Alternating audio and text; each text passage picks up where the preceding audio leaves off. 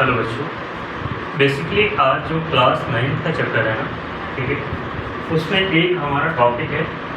Class 9 का chapter है जिसमें एक टॉपिक है law of conservation of mass की अगर बात करते हैं, ठीक है। जो law of conservation of mass में दो टाइप के क्वेश्चन बनते हैं, ठीक है। आपके जो क्लास 9 में लॉ ऑफ कंजर्वेशन से दो टाइप के क्वेश्चन बनते हैं जो आपके सामने लिखा हुआ है।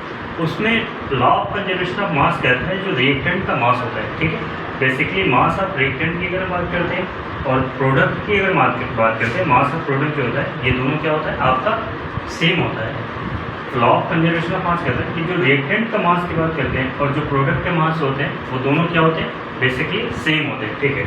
उसमें दो टाइप के क्वेश्चन पूछते हैं आपसे, आप इसको कैसे समझो अब मैं बताता हूँ। उसमें दो टाइप के जो क्वेश्चन पूछते हैं, पहला टाइप का क्वेश्चन ये कहता है कि जैसे मान लीजिए कि कार्बन दे रखा है, ठीक है, और ऑक्सीजन के साथ रिएक्शन करता है, ठीक है, और ये क्या बनाता है आपका कार्बन डाइऑक्साइड का फॉर्मेशन करता है। क्या करता है, कार्बन ऑक्सीजन के साथ रिएक्शन करता है और आपका क्या बनाता है, CO2 मॉलिक्यूल बनाता है। कार्बन डाइऑक्साइड की बात करते हैं तो इसमें आपको सबसे पहले ना बैलेंसिंग आनी चाहिए। बैलेंसिंग का मतलब जो रिएक्टेंट की तरफ जितने मॉलिक्यूल्स होने चाहिए, ठीक है, उतने ही प्रोडक्ट की तरफ मॉलिक्यूल्स होना चाहिए। उसमें आप समझो ये वाला जो पोर्शन होता है ना, ठीक है, इसको आप क्या बोलते हैं, इसको आप रिएक्टेंट बोलते हैं। और ये वाला जो पोर्शन होता है इसको आप क्या बोलते हैं, प्रोडक्ट के नाम से समझते हैं, ठीक है। इस वाले पोर्शन को आप क्या समझते हैं, जो आपके लेफ्ट हैंड साइड में होता है इसको आप क्या बोलते हैं, रिएक्टेंट के नाम से समझते हैं।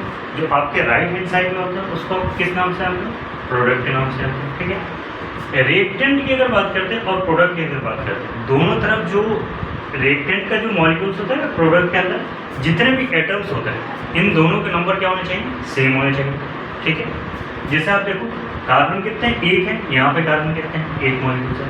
ऑक्सीजन आप देखो यहाँ पे दो मॉलिक्यूल्स हैं, यहाँ पे ऑक्सीजन दो मॉलिक्यूल्स है। दूसरे भी एग्जाम्पल में देख लो कि जो आपके लेफ्ट हैंड साइड में रहते हैं उसको आप क्या बोलते हो, रिएक्टेंट समझते हो।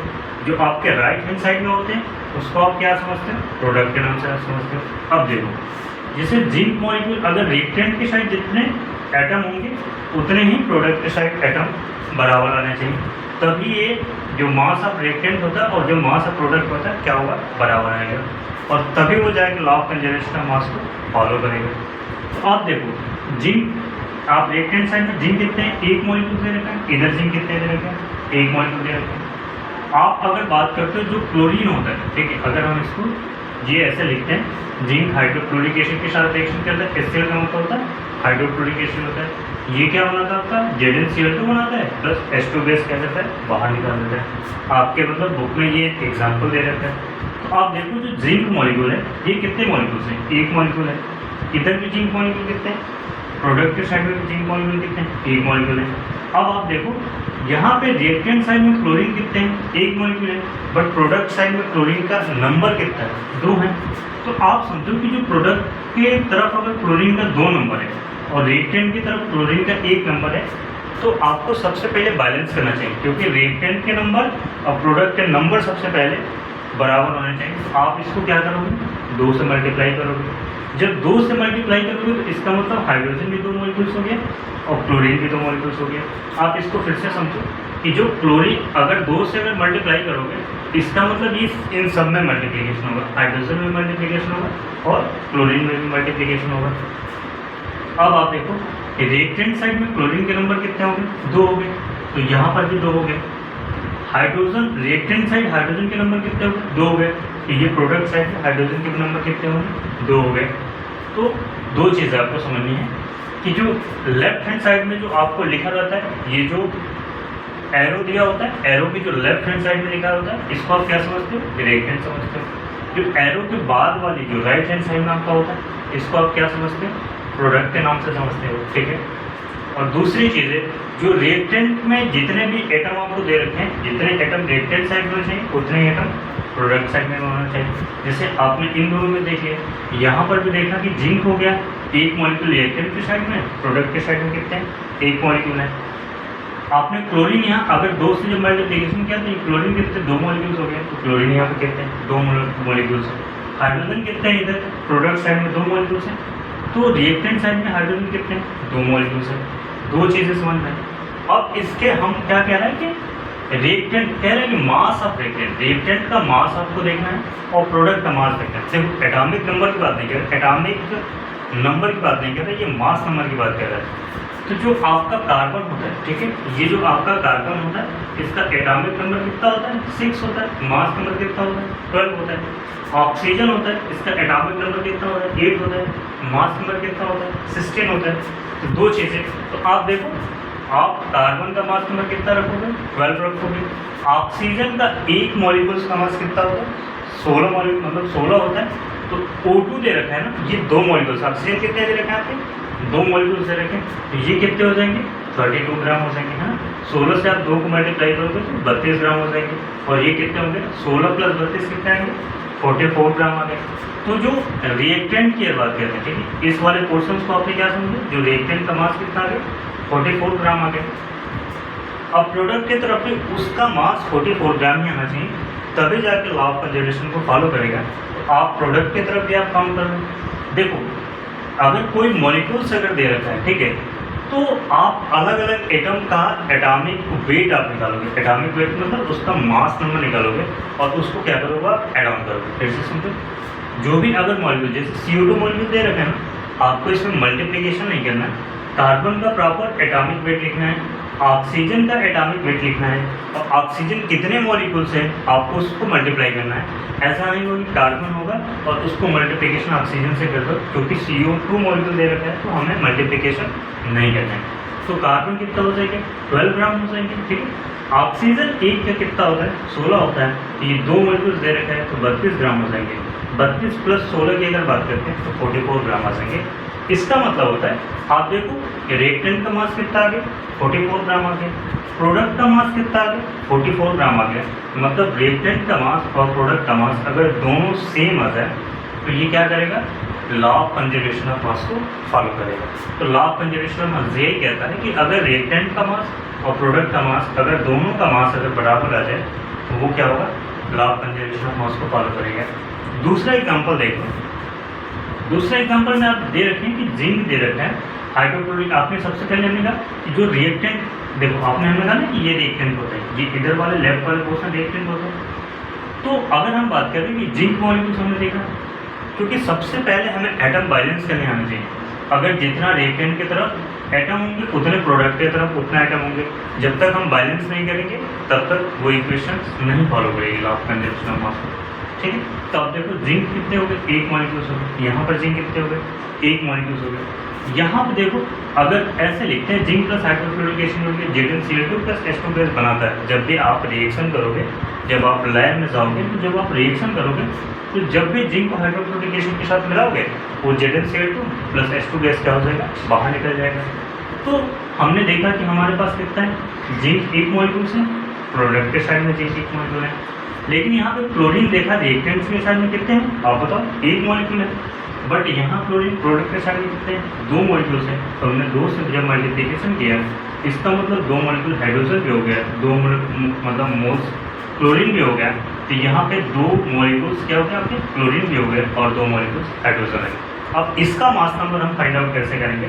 देखो, जो जिंक होता है ना, इसका एटॉमिक नंबर की अगर बात करते हैं, जो आप देखो जिंक होता है, एटॉमिक नंबर कितना होता है? 30 होता है। और इसका एटॉमिक मास कितना होता है? 65 होता है। ठीक है, जिंक का एटॉमिक नंबर कितना होता है? ठीक है, 30 होता है। और एटॉमिक मास कितना होता है? मतलब मास नंबर कितना होता है? 65 होता है। तो 1 मॉलिक्यूल जिंक दे रखा है, ठीक है, तो आप क्या करोगे? 65 आप करोगे, प्लस करोगे। देखो हाइड्रोजन, अब ये 2 मॉलिक्यूल्स दे रखा है ना, तो आपको हाइड्रोजन को भी 2 से मल्टीप्लिकेशन करेंगे और क्लोरीन को भी 2 से मल्टीप्लिकेशन करना पड़ेगा। ठीक है, ऐसा नहीं होगा कि सिर्फ हाइड्रोजन को आप 2 से मल्टीप्लाई करोगे और क्लोरीन को 1 मॉलिक्यूल, नहीं। ये अगर कोफिशिएंट अगर आपके इक्वेशंस के पहले दे रखा है तो आपको सब किसी से मल्टीप्लिकेशन करना पड़ेगा। ठीक है, अगर कोफिशिएंट मॉलिक्यूल्स के बाहर दे रखा है तो आपको सब किसी से मल्टीप्लिकेशन करना पड़ेगा। मतलब हाइड्रोजन का जो मास नंबर होता है ना, जो हाइड्रोजन होता है 1H1 होता है। ठीक है, तो हाइड्रोजन का जो मास नंबर होता है कितना होता है? 1 होता है। और ये कितने मॉलिक्यूल्स? 2 मॉलिक्यूल हैं, तो ये 2 मॉलिक्यूल्स हो जाएंगे, प्लस फिर बीच में साइन लगाएंगे। क्लोरीन की अगर बात करते हैं, जो क्लोरीन आपका होता है एटॉमिक नंबर इसकी 17 होता है। और ये 35.5 की अगर बात करते हैं, इसका जो मास नंबर होता है 35.5 होता है। ठीक है, तो इसका मास नंबर आपने क्या करना? कि 35.5 एक मॉलिक्यूल से लिया हमने क्या किया, देखो एक का 35.5, लेकिन ये दो, मतलब इसको आप 2 से मल्टीप्लाई करोगे तो 2 इंटू 35.5 करोगे, और जब आप 65 प्लस इसका 2 इंटू 2 करोगे प्लस 35.5 को जब 2 से मल्टीप्लिकेशन करोगे तो 71 आएगा, और जो टोटल आप काउंट अप करोगे 71 प्लस 2 प्लस 65, ये कितने आएंगे 138 आएंगे। तो रिएक्टेंट का मास कितना आ गया, रिएक्टेंट का मास कितना आ गया 138 ग्राम आ गया, ठीक है। अब प्रोडक्ट के भी मास को देख लेते हैं, अगर रिएक्टेंट का मास और प्रोडक्ट का मास अगर बराबर आ जाएगा तो law of conservation of mass को फॉलो करेंगे, ठीक है। तो प्रोडक्ट में देखेंगे कि एक मॉलिक्यूल जिंक दे रखा है और 65 की, यहाँ देखो क्लोरीन के नीचे दे रखा है 2 मॉलिक्यूल्स, इसका मतलब क्लोरीन के यहाँ कुछ नहीं होने का मतलब क्या है, जिंक सिर्फ एक मॉलिक्यूल दे रखा है, ठीक है। यहाँ क्लोरीन 2 मॉलिक्यूल्स की बात करते हैं 35.5 है, किससे आप मल्टीप्लाई करोगे 2 से मल्टीप्लाई करोगे, 2 इंटू 35.5 कर लोगे, ठीक है। और प्लस हाइड्रोजन का एक का क्या होता है, एटॉमिक मास कितना होता है 1 होता है, तो ये 2 मॉलिक्यूल दे रखा है तो कितना हो जाएगा 2 इंटू 1 करोगे तो कितना होगा 2 हो जाएगा, ठीक है। तो आप 65 प्लस 35.5 को 2 से मल्टीप्लिकेशन करोगे तो आप कितना आएगा 71 आएगा प्लस 2 आएगा, और अब जब सब किसी का जब समेशन करेंगे तो ये कितने आ जाएंगे 138 ग्राम आएंगे। इसका मतलब इसमें भी जो रिएक्टेंट का मास की बात करते हैं और जो प्रोडक्ट के मास होते हैं कितने आ गए, बराबर आ गए हैं। इसका मतलब ये भी क्या करेगा, law of conservation of mass को फॉलो करेगा। तो आपके एक इस तरह के क्वेश्चन आते हैं कि जब भी एक इक्वेशन देगा, ठीक है, आपको उसको सबसे पहले बैलेंस करना होगा। बैलेंस का मतलब होता है रिएक्टेंट के जो नंबर होते हैं और प्रोडक्ट के जो नंबर होते हैं, एटम के नंबर, आपको सबसे पहले उसको बैलेंस करने आने चाहिए, ठीक है। और उसके बाद उसका मास नंबर आप लिख के ऐड ऑन करके जोड़ के, और आप जब देखोगे कि रिएक्टेंट का मास और प्रोडक्ट का मास अगर सेम आ जाता है तो वो क्या करेगा, ओबे करेगा law of conservation of mass को। अगर सेम नहीं आते हैं तो वो ओबे मतलब नहीं फॉलो करेगा law of conservation of mass. ये 2 क्वेश्चन होंगे, ठीक। जो तीसरा क्वेश्चन है आपका, एक तो इस टाइप के क्वेश्चन आते हैं और जो दूसरा क्वेश्चन आता है आपका इस टाइप का क्वेश्चन आता है। कह रहे हैं कि जो सोडियम क्लोराइड होता है, ठीक है, सोडियम क्लोराइड का मतलब क्या होता है NaCl होता है, ठीक है, contain sodium and chlorine. NaCl क्या क्या रखेगा, अगर आप बात करते हैं सोडियम क्लोराइड को तो आप क्या रखोगे NaCl आप रखोगे। तो जो सोडियम क्लोराइड होता है उसमें क्या होता है, सोडियम होता है और क्या होता है क्लोरीन होता है, और इनकी जो मास का रेशियो दे रखा है 23:35.5 दे रखा है, ठीक है। देखो आप सोडियम को देखो, सोडियम का एटॉमिक नंबर कितना होता है आप बताओ। ये जो सोडियम होता है, ठीक है, सोडियम का एटॉमिक नंबर 11 होता है, इसका मास नंबर होता है 23 होता है, ठीक है। और जो क्लोरीन का अभी हमने आपको बताया था कि एटॉमिक नंबर 7 होता है और एटॉमिक मास 35.5 होता है, ठीक है। तो बेसिकली इन्होंने ऑलरेडी आपके बुक में दे रखा है कि एक सोडियम क्लोराइड, मतलब एक सोडियम क्लोराइड दे रखा है जिसमें सोडियम और क्लोरीन क्या है, दोनों से मिलकर बना होता है, जिसका जो मास नंबर का जो रेशियो दे रखा है सोडियम और क्लोरीन का, ठीक है, वो कितना दे रखा है 23 और 35.5 ये दे रखा है। फिर कह रहा है कि 46 ग्राम ऑफ सोडियम होता है, ठीक है। अगर 46 ग्राम सोडियम की बात करते हैं, रिएक्ट करता है, ठीक है, कंप्लीटली, ठीक है, सोडियम कितना 46 ग्राम सोडियम आपको कंप्लीटली रिएक्ट करता है। फिर कह रहा है कि how much chlorine needed to form the NaCl होता है, मतलब NaCl बनने के लिए कितने मॉलिक्यूल्स क्लोरीन की रिक्वायरमेंट होगी। देखो law of conservation of mass कहता है कि जो रिएक्टेंट होते हैं, है ना, और जो प्रोडक्ट होते हैं, इनके दोनों के नंबर क्या होने चाहिए, सेम होने चाहिए, ठीक है। जैसे अगर आपने एक रेशियो रखा NaCl आपने रखा, ठीक है, NaCl, तो जो सोडियम की अगर बात करते हैं कितना 23 रखा, क्लोरीन 35.5 रखा, जब आप इसकी कट्टम कुछ भी आप करोगे तो ये जो रेशियो क्या होना चाहिए, कांस्टेंट होना चाहिए। अगर ये रेशियो कांस्टेंट नहीं होगा तो वो law of conservation of mass को फॉलो नहीं करेगा। और इस टाइप के क्वेश्चंस को फिर से एक बार आप क्वेश्चन देखो कि एक सोडियम क्लोराइड दे रखा है जिसमें सोडियम और क्लोरीन से मिलकर बना होता है, जिनके सोडियम क्लोरीन की जो मास का रेशियो होता है, सोडियम का कितना होता है, अभी आपने देखा 23 होता है, और जो क्लोरीन का होता है 35.5 दे रखा है। अब ये कह रहा है कि सोडियम 46 ग्राम रिएक्ट कम्प्लीटली कह रहा है, और कह रहा है कि क्लोरीन कितनी रिक्वायरमेंट है ठीक है, NaCl बनाने के लिए। तो इस टाइप के जो क्वेश्चंस होते हैं इसको सॉल्व करने के लिए एक बेहतर आसान तरीका होता है, आप ऊपर सोडियम लिखो, ठीक है, नीचे क्लोरीन लिखो, इनके रेशियो ऐसे लिखो, सोडियम अपॉन क्लोरीन दे रखा है, कार्बन अपॉन ऑक्सीजन अगर दे रखा है, जो भी दे रखा है आपको ऊपर लिखना है, ठीक है। सोडियम का आप एटॉमिक वेट देखो कितना दे रखा है, इतना दे रखा है, और क्लोरीन का एटॉमिक वेट ऑलरेडी आपके मतलब इसमें आप देखो क्वेश्चन में दे रखा है ना। तो आप जैसे लिखा है मतलब आप सोडियम ऊपर लिखा है तो सोडियम ऊपर लिखो, नीचे क्लोरीन दे रखा है तो आप क्लोरीन को नीचे रखो, ठीक है। अब देखो जो भी आपको दिया गया है, जैसे सोडियम दे रखा है तो आप सोडियम का पूरा मतलब जो भी सोडियम दे रखा है जितना ग्राम आपको पूरा सोडियम लिखना है, और जो भी फाइंड आउट करना है आपको एक्स लिखना है, ठीक है। अगर यहाँ पे क्लोरीन अगर देता है, ठीक है, 71.1 अगर 71 होता है तो आप क्लोरीन की वैल्यू आप यहाँ पर रखते, सोडियम को आप एक्स मानते हैं, ठीक है। लेकिन यहाँ पे आपको क्लोरीन पूछा है तो जिसको भी पूछेगा आप उसको एक्स मानो, जो भी वैल्यू अगर सोडियम दिया गया तो उसके सामने आप सोडियम लिखो, ठीक है। क्लोरीन दिया गया तो उसके सामने आप क्लोरीन लिखो, जो फिर सेकेंड वाला सोडियम दिया गया तो उस सोडियम के सामने लिखो, ऐसा नहीं कि आप नीचे कर दोगे, यहाँ नहीं करोगे, सोडियम के सामने। और जो एक्स की वैल्यू आप निकालोगे, आप ऐसे क्रॉस मल्टीप्लिकेशन की बात करें, एक्स की वैल्यू को निकालोगे तो कितने हो जाएंगे, ये 46 हो जाएंगे इंटू 35.5 हो जाएंगे, और x इंटू यहाँ पे क्या हो जाएंगे x इंटू 23 हो जाएंगे, तो ये 23 नीचे आ जाएंगे, और ये कट क्या है कितना 71 ग्राम की बात करते हैं।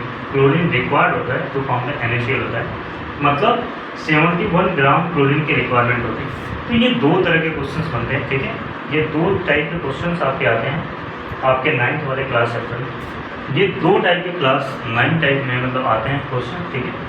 तो ये होता है आपका law of conservation of mass, एक इस टाइप का क्वेश्चन आता है। एक दूसरा आता है जब भी सोडियम दिया गया है तो सोडियम आप लिखो, क्लोरीन दिया गया है तो क्लोरीन का रेशियो लिखो, जो भी आपके इक्वेशंस में, ठीक है, आपके रिएक्शंस में जो वैल्यू दिया गया है उसको लिखो, जिसको भी फाइंड आउट करना है उसको एक्स करो, और फिर क्रॉस मल्टीप्लिकेशन का क्या बहुत आसानी तरीके से सॉल्व आउट कर सकते हो, ठीक है।